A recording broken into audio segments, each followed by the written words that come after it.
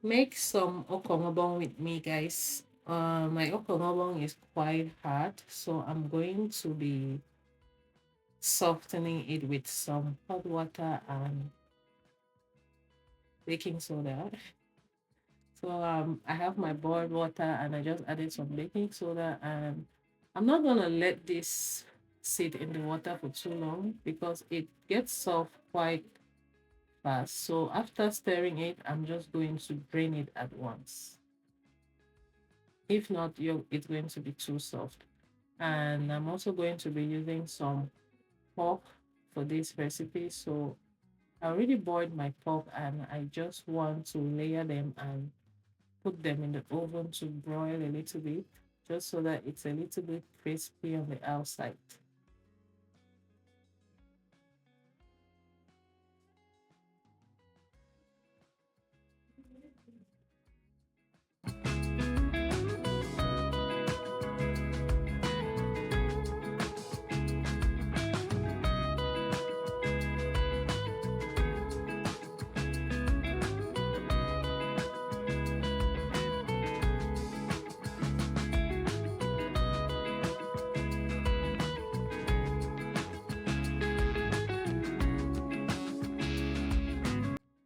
So let's just rinse and squeeze our okomobon.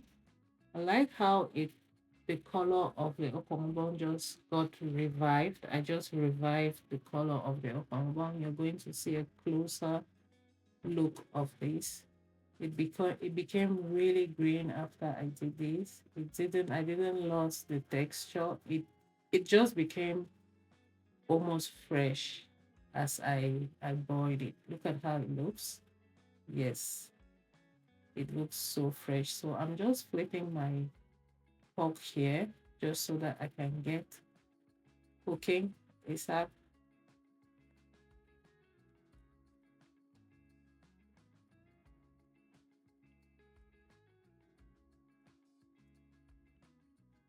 So we're going to blend our egusi. I like rinsing my egusi. I don't know why. Maybe because I don't have the dry blender. So I just like rinsing it before I blend.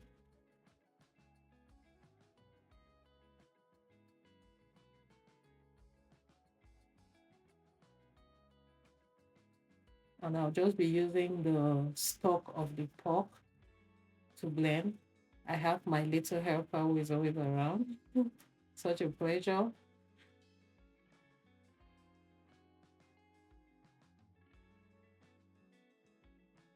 We are just going to let our egusi simmer for a bit while we prepare our other ingredients. So we'll be blending some onions, some ginger, some garlic, scotch bonnet, and white pepper. I did lose some of the clip. I think it just didn't capture, and I'm sorry about that. So I'm going in with some onion, garlic, ginger, some white pepper, and some scotch bonnet. That's all the spices there is, apart from crayfish also. But you guys are going to see when I put the crayfish. So I'm just adding that to the egusi to let it boil together.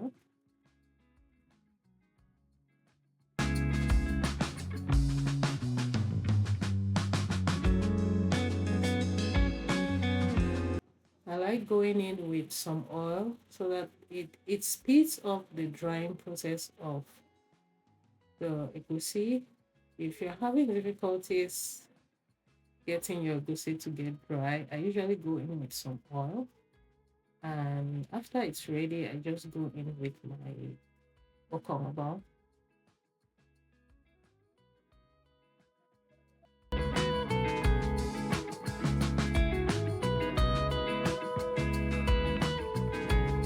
Once I saw my egusi, I knew that it was quite little compared to the okongobong I had in hand. So I was doing this just so that I don't put too much okongobong and realize that my egusi is small. So I'm going in with some crayfish. I already rinsed my crayfish. I usually rinse my crayfish because I've noticed there's a lot of sand in crayfish. So If you don't rinse your crayfish, you might want to reconsider that. So I'm just mixing everything up, and I'll just fry in some more onions to add into my okongobong. It just boosts the flavor so much. It makes a whole difference. It's just like cooking dole. Yeah, so I'm just going in with my onion, and I'll just give it another good mix right there.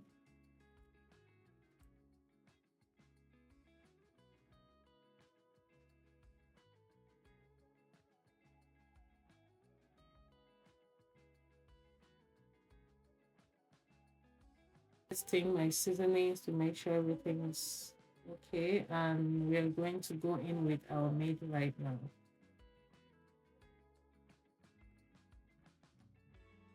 I did go in with my salt and seasoning cubes before going in with my meat, just to throw that in there because I realized I lost a lot of clips in this video.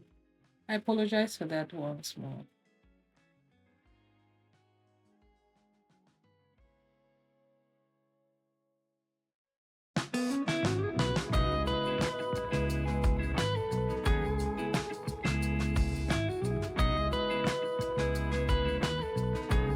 While that simmers, let's just prepare what we're going to eat our okongobong with. I'm going to be having this with some plantain and some cassava, but trust me, do you know the best thing I had this okongobong with? It was fufu corn. Fufu corn and this okongobong was just, it was amazing.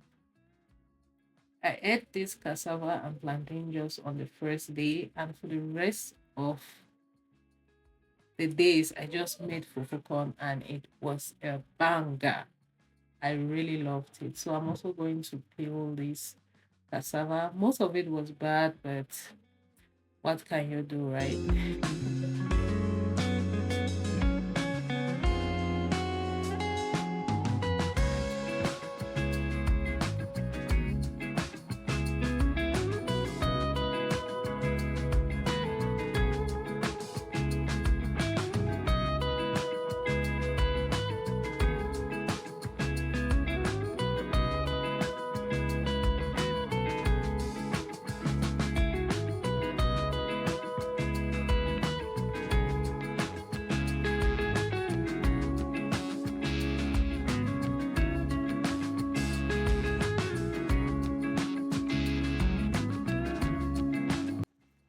So we are just going to boil this while we check on our okongobong once more. Food is ready. Who's hungry? Bring your plates. What cooking videos do you want me to make? See how our okongobong is looking so good. It tasted so good. Thank you for watching and see you on the next upload. Bye bye.